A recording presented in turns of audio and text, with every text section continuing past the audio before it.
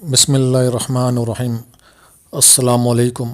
میں امید کرتا ہوں آپ سب خیریت سے ہوں گے۔ دوستو، آج پھر میں احمد وائس میں ایک نئی ویڈیو کے ساتھ حاضر ہوا ہوں۔ دوستو، حجاج بن یوسف بنی امیہ کے دور میں عراق کا حاکم رہا ہے۔ بنو امیہ کی حکومت مضبوط کرنے میں اس کا بڑا کردار رہا ہے۔ بنی امیہ کی وفاداری کی وجہ سے اس کو بڑا مقام ملا اور عبد المالک بن مروان نے اپنے بیٹے ولید سے اس کی سفارش کی اور اپنے بیٹے کا نام بھی حجاج رکھا۔ حجاج بن یوسف تاریخ میں خونخواری اور سفاکی میں مشہور تھا۔ حجاج بن یوسف تاریخ میں خونخواری اور سفاکی میں مشہور تھا۔ وہ اپنے مخالفوں کو چن چن کے قتل کرتا تھا۔ اپنے مخالفوں کو قتل کرنے کے لیے اتنا آگے چلا گیا کہ مروان بن مالک بھی ان سے ناراض ہو گئے۔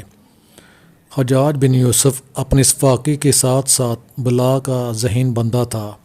حجاج بن یوسف نے اپنی حکومت میں بعض تعمیراتی کام بھی کیے۔ حجاج نے پہلی دفعہ درہم کا سکہ رائج کیا اور بعض روایات کے مطابق حجاج بن یوسف نے قرآن مجید کے اعراب بھی لگائے، اور حجاج بن یوسف نے سب سے پہلے خانہ کعبہ شریف کا غلاف بھی تیار کیا، اور پہلا شخص ہے جس نے کشتیوں کو تارکول اور تیل لگایا اور کشتیاں بنانے میں کیل اور میخ کا استعمال بھی کیا۔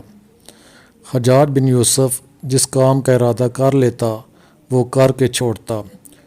حجاج بن یوسف نے حضرت عبداللہ بن جعفر رضی اللہ تعالیٰ عنہ کی بیٹی کا رشتہ مانگا۔ پہلے تو وہ انکار کرتے رہے، لیکن پھر مجبور ہو کر رشتہ دے دیا، اور ساتھ ہی بیٹی کو یہ نصیحت کی کہ جب وہ تمہارے پاس اندر آئے تو یہ دعا کرنی ہے: بسم اللہ الرحمن الرحیم، لا الہ الا اللہ العلیم الکریم، سبحان اللہ رب العرش العظیم، والحمد للہ رب العالمین۔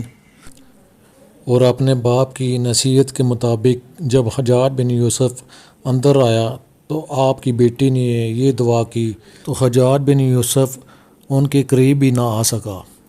حضرت عبداللہ رضی اللہ عنہ نے فرمایا ہے، جب حضور صلی اللہ علیہ وآلہ وسلم کو کوئی سخت امر پیش آتا تو آپ صلی اللہ علیہ وآلہ وسلم بھی یہ دعا پڑھتے۔ اس سے ثابت ہوتا ہے کسی ظالم شخص یا حاکم کی طرف سے کسی مصیبت کے پہنچنے یا ناحق قید میں ڈالنے کا خوف ہو تو یہ دعا کر لینی چاہیے۔ دوستو، اگر یہ ویڈیو پسند آئی ہو تو چینل کو سبسکرائب کرنا نہ بھولیے گا۔